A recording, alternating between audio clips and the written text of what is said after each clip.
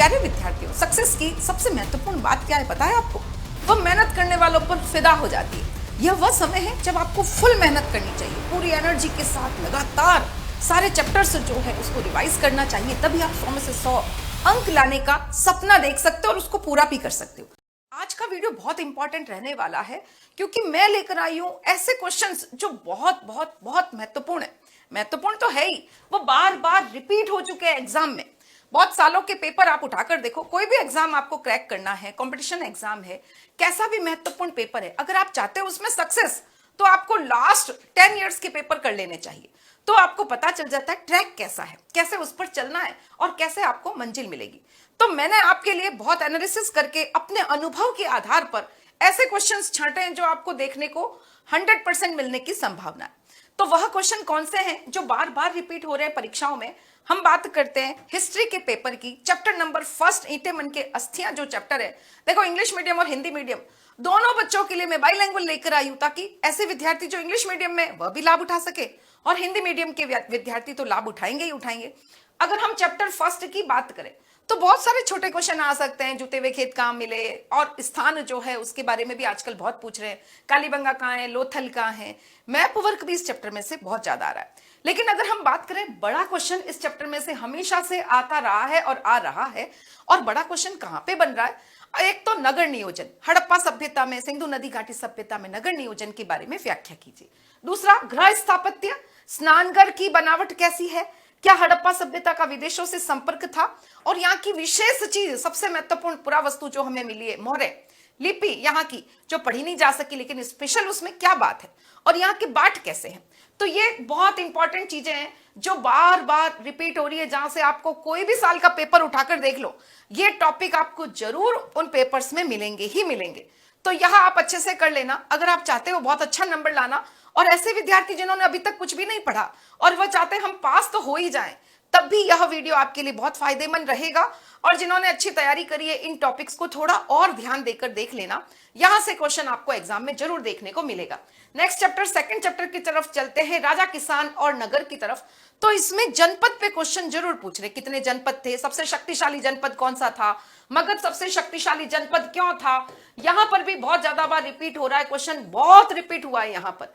मौर्य साम्राज्य की जानकारी के सोर्स, ये एक पेज है जो पता नहीं एग्जामिनर की सबसे खास पसंदीदा पेज बन गया है। हर साल मौर्य साम्राज्य के संस्थापक कौन थे, उसकी स्थापना कब हुई, चाणक्य कौन थे, मौर्य साम्राज्य की जानकारी के सोर्स जैसे कि इंडिका के लेखक कौन है, जैसे कि मेगास्थनीज किसके दरबार में आया, उसकी पुस्तक कौन सी है। इन पे ढेरों क्वेश्चन आपको परीक्षा में देखने को मिलते हैं। और मौर्य साम्राज्य का प्रशासन, कितने राजनीतिक केंद्र थे, कौन कौन से थे, कहां पर थे, क्यों उसको चूज किया गया। और सबसे फेवरेट क्वेश्चन, प्रयाग प्रशस्ति, उसकी भाषा किसके बारे में है, क्या लिखा है उसमें, कहां पर है यह। सिक्के पर बहुत क्वेश्चन आ रहे हैं। इंडो ग्रीक शासकों के सिक्के, सोने के सिक्के, तांबे के सिक्के, आहत सिक्के, अलग अलग वैरायटी के क्वेश्चन आपको पेपर में इसमें से देखने को जरूर मिलेंगे। और किस प्रकार से यहाँ पर कौन कौन सी जगह पर कौन कौन से शासक हैं, इनकी राजधानियां भी थोड़ा पढ़ लेना। यहां से मैप वर्क भी जरूर जरूर पूछा जा रहा है। अगर हम चैप्टर 3 की बात करें, थर्ड चैप्टर पर आ जाओ, तो यहाँ महाभारत के बारे में आपको क्वेश्चन मिलेंगे। केबीसीबी का भी बहुत पसंदीदा क्वेश्चन रहता है महाभारत और रामायण में, वहां से जरूर क्वेश्चन पूछते हैं। यहां पर अगर हम देखें तो महाभारत का समालोचनात्मक संस्करण जो वीएस कथांकर साहब के द्वारा किया गया, उस पर क्वेश्चन आपको दिखाई देगा। कितने साल लगे, कितने पेज में लिखा गया, महाभारत एक गतिशील ग्रंथ है, क्यों है, महाभारत एक समृद्ध साहित्य है, हमारा समृद्ध ग्रंथ है भारत का। तो इस पर क्वेश्चन 100% मिलेगा आपको। फिर पितृवंशिकता, मातृवंशिकता, बहिर्विवाह, अंतर्विवाह, गोत्र व्यवस्था, यह जो है बहुत ही इंपॉर्टेंट टॉपिक है जो बार बार परीक्षा में आपके पूछे जा रहे हैं। इसके बाद बात करते 4 वर्णों की जीविका कौन सी है, किस प्रकार से उन्होंने वर्ण व्यवस्था को फॉलो किया, करने के लिए वर्ण व्यवस्था को फॉलो करवाने के लिए जनता के साथ उन्होंने क्या क्या बातें बताई कि भाई राजा इनको नियमों की पालना करवाई जाए। यह तो देवीय सिद्धांत है, भगवान ने यह हमें बनाकर भेजा है। तो इस प्रकार से 4 वर्णों की जीविका क्या है, किस प्रकार उन्होंने, ब्राह्मणों ने इस व्यवस्था को लागू किया, और चांडाल पर क्वेश्चन काफी ज्यादा बार पूछा गया है। मोस्ट इंपॉर्टेंट टॉपिक है, चांडाल किसे कहा गया, किससे पता चलता है चांडालों के बारे में। और एक यहाँ पर चीनी यात्री जो आए थे ना, उन पे भी क्वेश्चन पूछ रहे हैं। हैंसांग कहां से आया, फाइयान कहां से आया, कब आया, किसके टाइम पीरियड में आया, बहुत अच्छे क्वेश्चन यहाँ पर बन रहे हैं। महाभारत की भाषा, विषय वस्तु और जो महाभारत के काल में कुरु जनपद था उसकी राजधानी हस्तिनापुर, बीबी लाल के द्वारा उनका उत्खनन। ये बहुत इंपॉर्टेंट टॉपिक है आपके 12th बोर्ड हिस्ट्री 2025 के लिए। मैं आपको बता रही हूं ये टॉपिक आपको जरूर अच्छे से पढ़कर जाना है।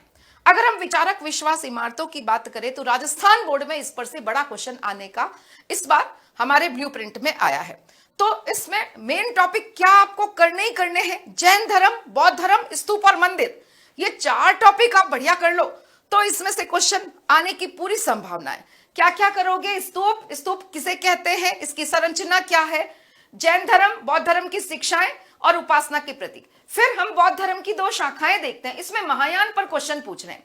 फिर अवतारवाद, भक्ति परंपरा, यहां पर भी बड़ा क्वेश्चन आने की पूरी संभावना है, अवतारवाद। फिर हम बात करते हैं मंदिरों की स्थापत्य के बारे में और किस प्रकार से अशोक ने गुफाओं को काट करके आजीवक परंपराओं के लिए दान में प्रदान करी थी। तो यहां क्वेश्चन आ रहा है कैलाशनाथ मंदिर कहां पर है, अजंता की गुफाएं कहां पर है, मैप में भी यहां से क्वेश्चन पूछ रहे हैं। तो यह आपके लिए बहुत बहुत बहुत इंपॉर्टेंट क्वेश्चंस हैं जो मोस्ट रिपीटेड क्वेश्चन है। चैप्टर 5 पर आते हैं, बहुत ही सुंदर, बहुत ही प्यारा चैप्टर है। 3 व्यक्ति तो पढ़ने ही पढ़ने, अलबरूनी, इब्न बतूता, बर्नियर पूरा पढ़ लो। अलबरूनी में क्या पढ़ोगे? वर्ण व्यवस्था, जाति व्यवस्था का वर्णन, किताबुल हिंद 80 अध्याय, छोटे क्वेश्चन यहां पर खूब पूछ रहे हैं और किताबुल हिंद का मैटर पूछ लेंगे। फिर इसके बाद में अगर हम इब्न बतूता के बारे में पढ़ें, नारियल का वर्णन, पान का वर्णन। देखो एक बहुत इंपॉर्टेंट बात बताती हूँ, सोर्स जरूर पढ़ना। आप सोचते हो सोर्स में से तो क्वेश्चन आएंगे नहीं, किताब में भी लिखा हुआ है, आगे लिखा हुआ है, लेकिन बच्चों सोर्स से रिपीटली क्वेश्चन पूछ रहे, बार बार सोर्स से।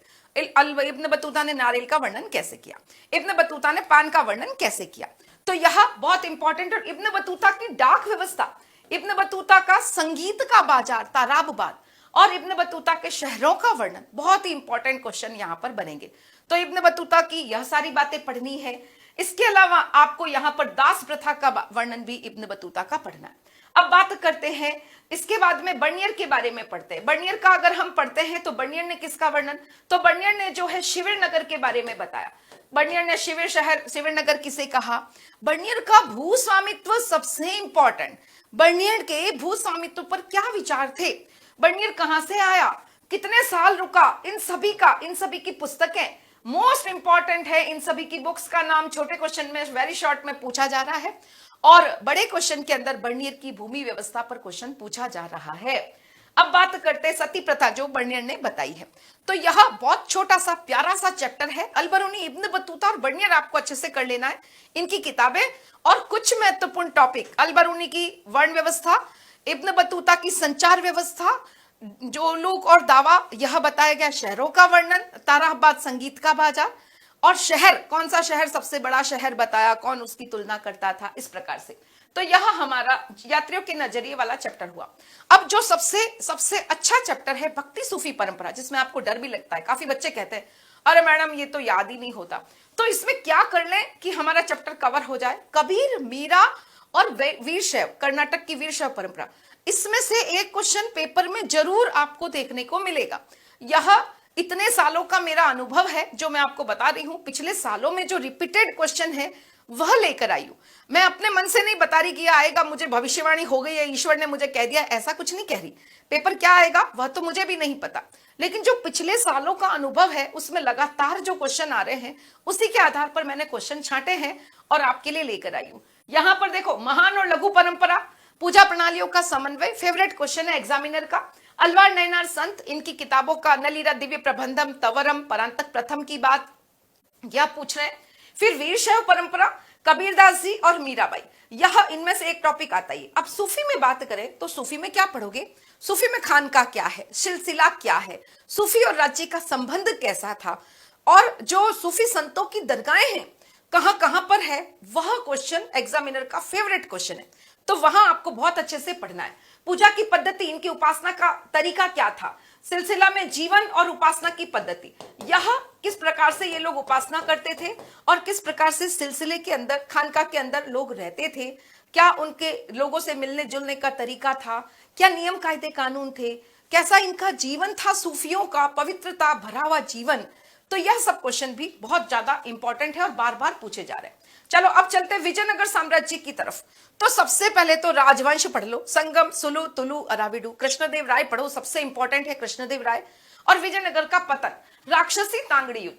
कृष्णदेव राय को बिल्कुल मत छोड़ना, कृष्णदेव राय की उपलब्धियां, उनकी पुस्तक, उनका जो नगलपुरम नगर। अब यहां पर सबसे इंपॉर्टेंट रहता है अमर नायक प्रणाली, एकता व्यवस्था से ली गई है। यहाँ की जल संपदा, हीरिया नहर, कमलपुरम जलाशय। और अब्दुल रज्जाक समरकंदी की किलेबंदी का जो शानदार वर्णन है, वहां पर क्वेश्चन पूछते। अब बात करते जो फेवरेट टॉपिक है यहाँ इस चैप्टर के, महानवमी डिब्बा एंड सभा मंडप। Most most most important. और छुटपुट एक मंदिर पूछ लेंगे, विरूपाक्ष मंदिर पूछ लिया, लोटस महल पूछ लिया। ये तो छोटे छोटे से क्वेश्चन है। सभा मंडप, महानवमी डिब्बा, किलेबंदी और जल संपदा, अमरनायक व्यवस्था, ये बहुत अच्छे इंपॉर्टेंट क्वेश्चन इस चैप्टर के हैं। चलते हैं आगे चैप्टर नंबर 8 की तरफ, किसान जमींदार राज्य। सबसे पहला क्वेश्चन, रैयत किसे कहा गया, खुदकाश्त पाहीकाश्त क्या है। फिर इसके बाद चलते ग्राम पंचायत, ग्राम पंचायत के अधिकार, उनके कार्य, किस प्रकार से उसका गठन होता है, उसका मुखिया, मुकद्दम पे पता नहीं कितनी बार क्वेश्चन पूछ लिया गया है, ग्राम पंचायत का मुखिया किसे कहा गया।